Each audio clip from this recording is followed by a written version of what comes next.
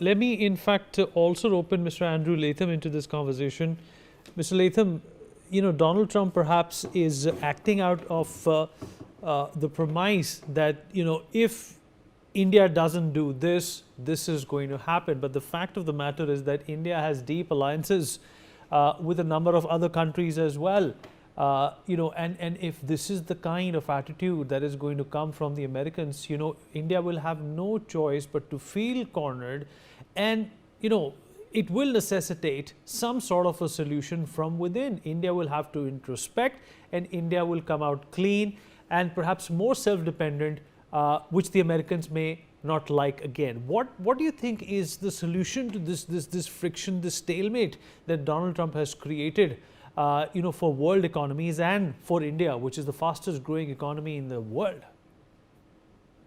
Well, in the short to medium term, there is no solution. If we back up a little bit, Donald Trump is an artifact or an avatar of this particular moment in world history. The post-World War II Bretton Woods system with GATT and the WTO and whatnot, the rules-based international order, which until 5 minutes ago was called the liberal international order, is fracturing, fragmenting, and falling apart. This is one of those moments, those inflection points in world history. We saw one after World War II. We saw one after the Napoleonic Wars. I mean, these things happen, and new governance arrangements, new institutions, new norms, new rules, new practices get put in place. And that's where we are now. This is a moment of incredible turbulence. And I don't agree with President Trump, but what his vision is clear to me. He sees the world economy organized around a hub and spoke system, with the United States being the hub and all these bilateral relationships, not working through multilateral institutions anymore, not being governed by those norms, but trying to create something new.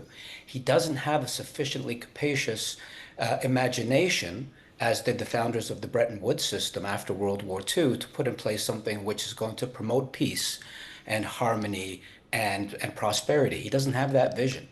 He's frustrated with India because his plan is not working. It worked with Japan, it worked with the European Union, it worked with Indonesia, it's working with Canada and Mexico.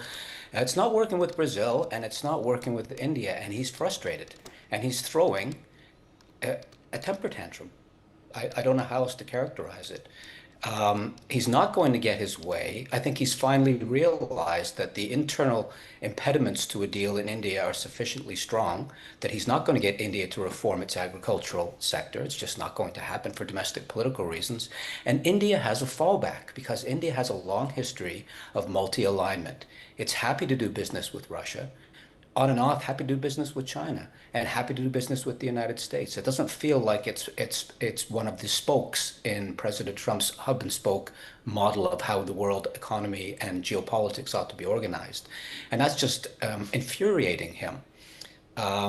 Again, he doesn't have the imagination to see beyond that and to envision a global order which is in tune with the realities of today, doesn't get all nostalgic about Bretton Woods and about the GATT and WTO, but looks to the future.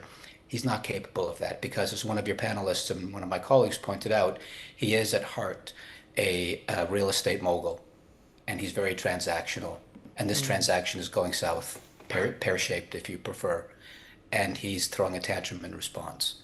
What's needed is enlightened, big picture leadership in the United States and elsewhere, big countries, prominent countries, growing countries like India.